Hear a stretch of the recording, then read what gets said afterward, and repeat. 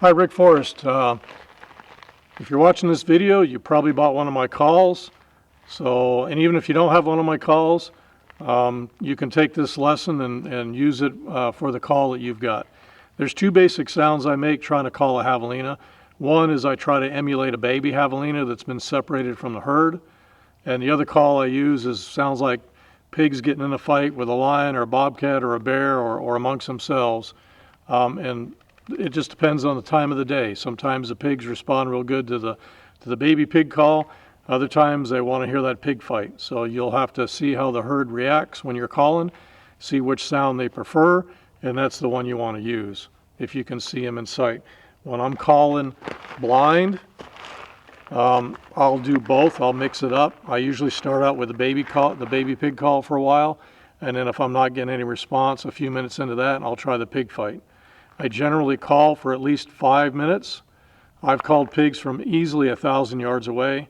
People will say you can't call them from more than 100 yards away. That's not true.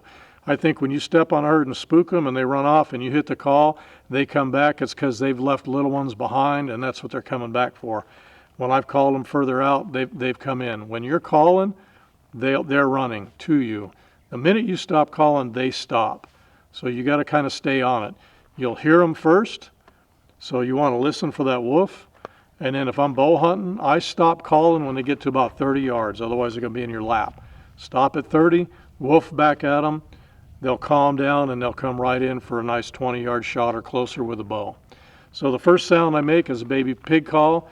You want to take the call, hold it with the end of your fingers, and I have a cavity in my hand for sound. And you want to make a growling sound. So you want to restrict the air, but you want to blow hard enough so it doesn't sound like a duck call. If you just blow on it, it sounds like a duck call. You want to close that hand off a little bit, your fingers, my fingers are flat. You want to get that growl. So the two sounds I make is I make that growl, I open my hand, and I shut my hand, and the key is air control. When I teach guys this, they struggle with air control. You have to start and stop the air, not with your hand, with your diaphragm. So the first sound is,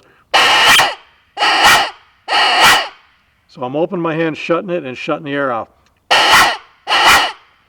The other one, I open my hand and I shut the air off. So if you ever see little reds running around, they're running around going, rah, rah, rah, rah.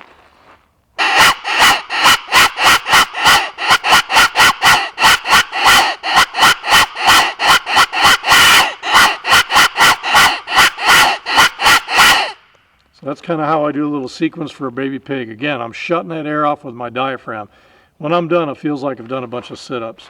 The other sound I make is a pig fight sound, and I'm blowing on the call with that growl, and I'm rolling my hand over the end, and I'm starting and stopping the air with my diaphragm again.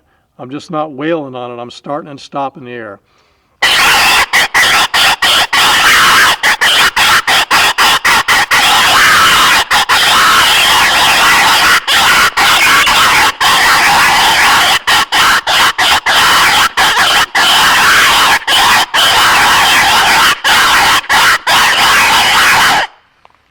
So usually that'll get them fired up coming in.